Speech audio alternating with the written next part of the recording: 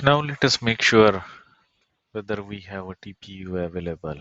I have changed it just now from GPU to TPU. Again, it is deprecated. But again, TPU V2 is I'm having an issue in connecting, but let's use the TPU deprecated. And let me add a sample code over here to make sure that to check whether TPU is available for us or not.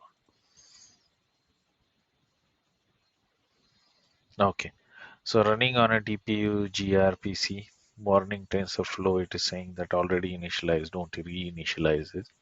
Basically, what we were trying to do here is we were reinitializing the uh, if you can see here, I was trying to reinitialize the TPU, but since I was already connected and I initialized it, it is giving me a warning.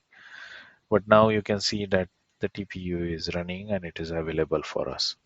So let's switch it back to a CPU and let's see what that program gives an output.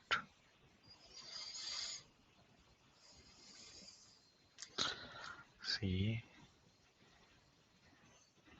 whether it initializes. I'm just experimenting, guys. So let's see what happens. So it is currently running on a CPU, but I don't think that it will tell me it is a GPU or CPU. So it is did not give me any output. Okay. So running, I think I have programmatically configured it such a way that just prints if it is running on a TPU. So since it is running on a CPU, it is not giving me any output. All right. So this is how you can configure multiple runtimes.